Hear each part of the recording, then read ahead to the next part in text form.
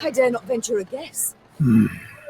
Gabor scratched his chin. An ice troll, or one of them Barbigazar bejabbers. These beasts, are they tame? As the dragon? Not in your life. Fierce horsens, every last one of them. Spring cleaning year past, 1 year bit my arm clear off.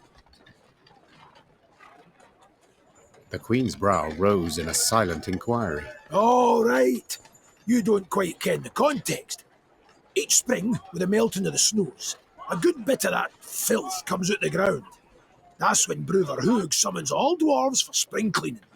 We cut down as much of the filth as we can, and that means relative calm the rest of the year. Out of the corner of her eye, Meve noted a dark shape darting between rock formations.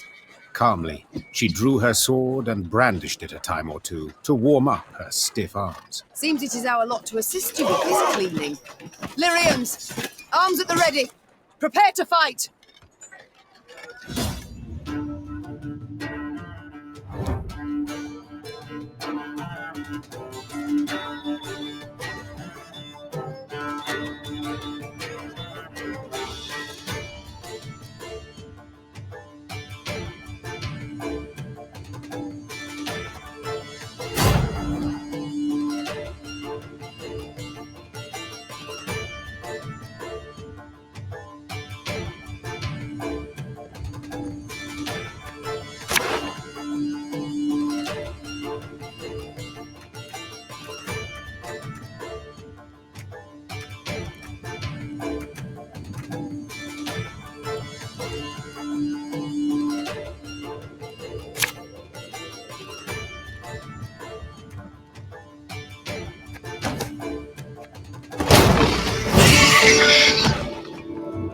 Stop standing around like corns on a toe! Get to work!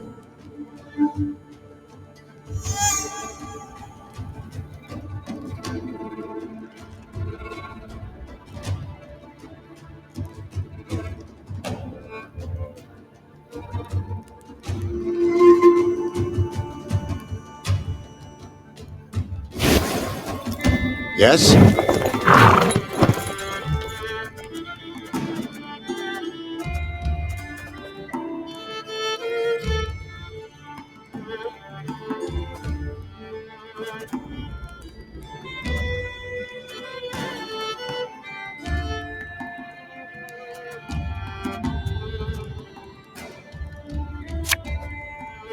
Again and again and again.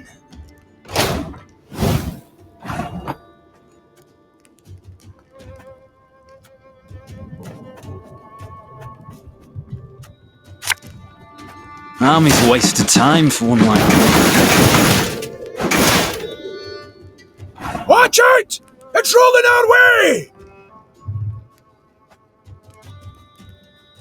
Watch your heads!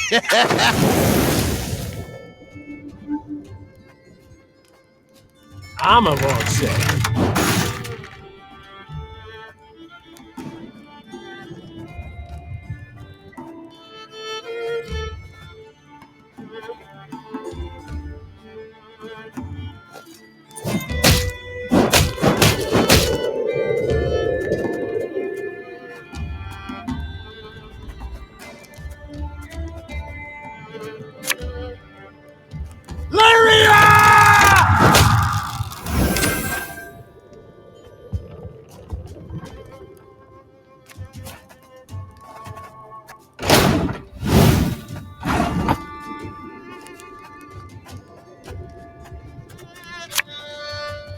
One boat's all I need.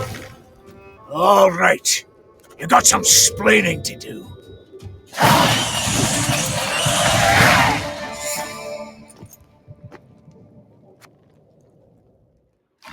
As the wails of speared Shaelmars died down, the crowd of Mahakam and infantry parted.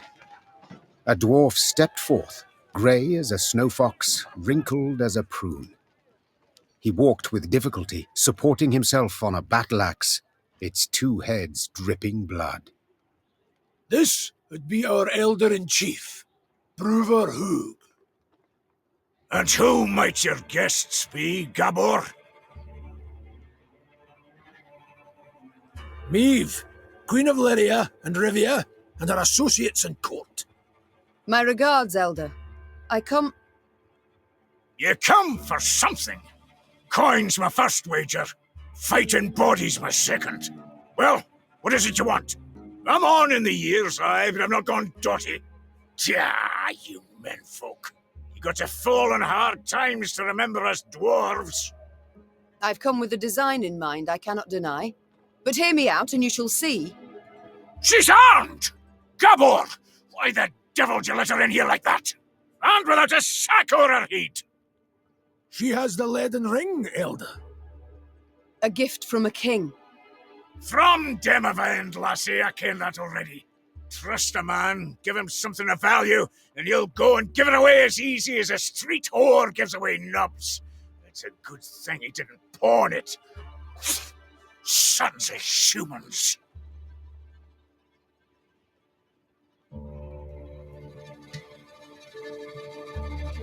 You interrupt me.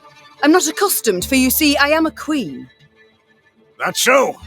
But I've heard you were stripped of crown and title some time past. Not so much a queen no more. Nay, don't you fear, tidings of that sort reach us here too. Her Majesty was shamefully betrayed, 'tis true. Yet the unified throne of both realms remains hers, as the laws hold. Laws, schmaws, shite and bare paws. I ken well the kind of respect you human folk accord your laws. We've signed pacts, treaties a many o'er the years, and each time but a couple of years that pass afore you shatter all the terms. Now, on a normal day, I'd have you all thrown clear out of this land I love. But you've the leaden ring, and that grants you the right to hospitality. And here, in Mahakam, laws and rights are sacred. You may stay in the pass long as you wish. Young Zigrin'll serve as your guide. And once you've tired of the mountains, well, you ken the way down into the valleys. I bid you farewell. My Lord Elder, with all due respect, we came to your aid. We smote the beasts with you, yet... And who the demons is this one? Count Reynard Odo. Ho ho, Odo, Lodo, Bodo! Now, you listen and listen well. We didn't ask for aid, and you know why? 'Cause I've my dignity. Not like some. Mates and wenches, spring cleaning's done, beast culling's over. Mount Carbon beckons us home. Follow me. Your Grace, be not dismayed. We will find a way. Manage we shall, true, though damned if I know how. We have none other to whom we can turn, no other land where we can flee. Let us convene in council, Your Grace. Consider together what's to be done. We've yet Redania, Temeria. Your Grace, might I draw you aside a wee moment, for a jabber? Reynard, please excuse me. Well, what is it you want? I ken the Elder-in-Chief dinna make a good first impression. And the second? Is it any better? To be quite frank, no. I'll try elsewise. Not all's lost, trust me. Bruver's a stubborn goat, no doubt about it, but a goat to be persuaded. And I happen to ken how.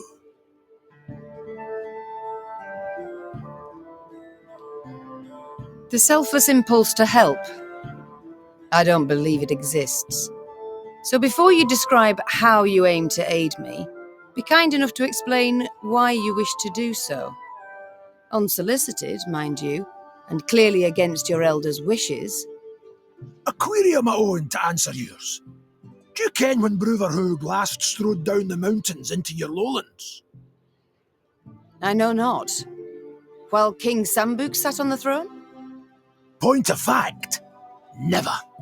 Hoog was born here and he'll die here, like most Mahakam and dwarves. Whereas I'm a frequent visitor in your human lands. Been an emissary to royal courts, trade guilds, mummers, troops, and I've eyes. I can see all the rubbish goes on between yous. Nilfgaard's insatiable. The Black-Clads will not stop till they've put the whole continent neath their boot. From Ophir in the south to the Dragon Mountains in the north. Gods forbid they grip all the Nordlings' realms in their vice. 'Cause then we'll have their hordes all round, controlling all the trade routes, supply lines, diversions even. And then they'll control terms and prices. Ooh. We dwarves have never been on a lead, let alone a short one. So, in short, we'll all be better off with the Black-Clads back across the Yaruga. And I've seen your grace. Seen you in battle. You've brawn and bite, and with the right support, you can drive them back. I ken that well. Very well, I'm all ears. What must we do to spur Bruverhoog to aid us? I might start with the thorn in our side that are beasts. A bigger thorn than most expect. See, in our never-ending search for gold, we dug deep, too deep, and reached abysses where monsters are born, or however they come to be. Soon as it turns a bit warmer, they crawl out to feed, and there's more every year. What you saw there, the spring cleaning, that's just light yearly upkeep. It dinna go at the source of the blight. Every spring we cull enough so we can live and trade and mine normal-like. But there are corridors in the upper valleys midst the peaks, where more lie waiting to pounce. So many, there's settlements that have done been abandoned. I still fail to see how this relates to myself and Bruver. Your Majesty, slay the beasts down to their last, and you'll win the hearts of the clans. All of them. And with the clans behind you, why, the Elder'll have no choice. He'll bend an ear, treat you serious. You got two sites through which beasts swarm in great numbers. There's Davor's Abyss and an abandoned underground settlement called Burr's Rump. Destroy those, collapse the corridors, problem solved.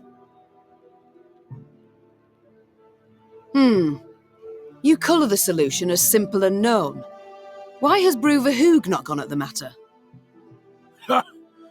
You must learn one thing about us dwarves of Mahakam. Customs, traditions, why, we're obsessed. Goes thrice for Bruver. The Elder deliberates weeks on end. And that's in considering if we shouldn't wear suspenders, 'cause they might be through outside, and should thus be forbidden. We've a set of laws, the Four Dwarves Codex. One of its tenets says, dare ye not close a corridor once oped. So, no self-respecting dwarf can nor will do it. But you're free out with. The laws dinna apply. You've a free hand in sealing the corridors from which the beasts come. Collapse them, flood them, I dinna ken, but solve the grief once and for all. And this, 'twould suffice. I believe it would. But find you other ways to win the heart of a clan or Bruver himself. Do so. Can he bring no harm?